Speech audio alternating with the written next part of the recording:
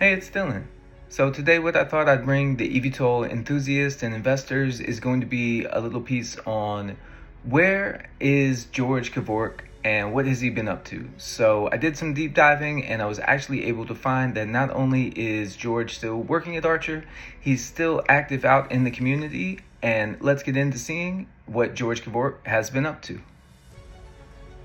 So in December of 2025, George was actually spotted doing a webinar, and let's see who this webinar was for. So this webinar was actually for an organization called Hawthorne Quiet Skies, and this is a cohort of individuals who live in and around Hawthorne Airport, and really their prerogative has been to keep the skies around Hawthorne quiet and have the noise pollution be reduced. So we're going to get into what George was speaking in during the webinar and how that might actually play into Archer Aviation's mission and further progress as well.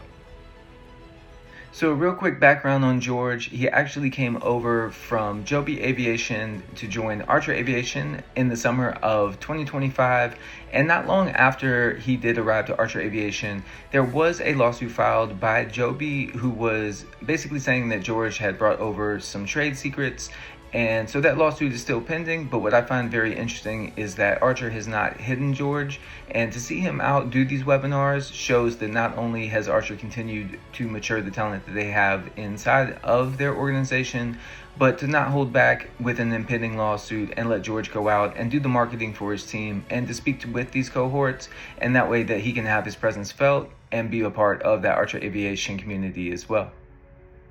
But that's not why we're here today, so let's get into George and his webinar with the Hawthorne Quiet Skies cohort, and let's see some of the points that he was able to make to help out Archer Aviation as well.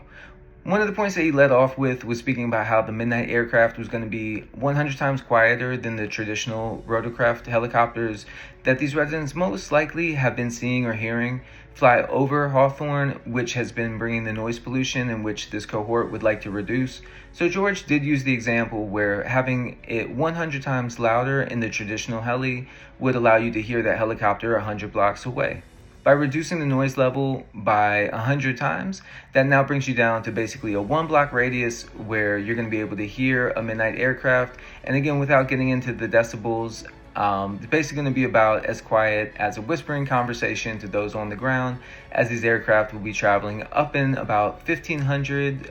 feet for their altitude. And subsequently, you would have more drones that would be flying in a 500 or less space altitude. So with that, I think George really started to make the case that the Midnight was not going to be one that was going to be affecting the Hawthorne residents in any sort of noise pollution way, but one that was actually going to help reduce that noise pollution and help bring the Hawthorne Quiet Skies Committee the quiet skies that I think that they're looking for.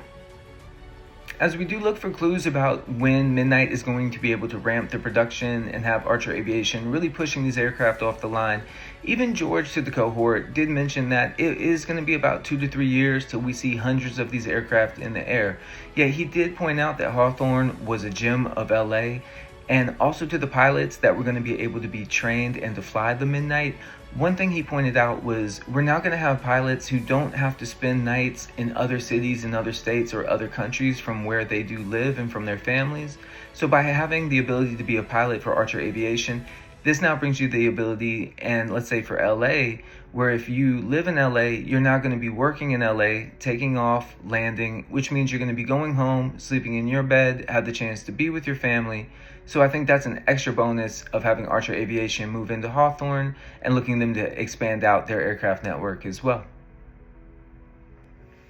And let's not forget about how George has mentioned that Hawthorne is going to be a value creation for Archer Aviation, as well as the history that he went to, speaking about Hawthorne Airport and about how historic that Hawthorne Airport is and how much that means to not just the US, but the aerospace industry as well. And to see that Hawthorne is part of aviation and aviation's continued growth into this new step of the eVTOLs.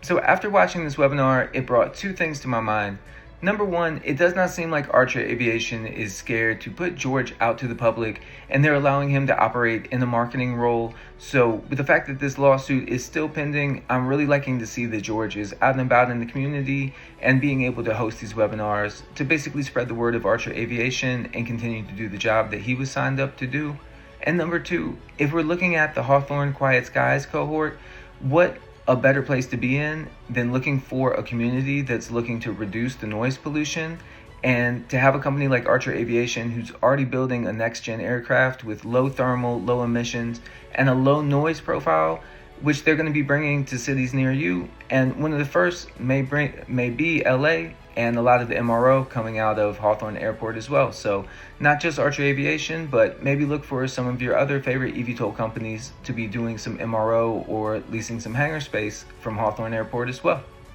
If you do have any thoughts on George or growing out Hawthorne Airport to be the eVTOL hub of LA, do drop them in the comments. And if you haven't already, hit that like and subscribe, and I will see you again.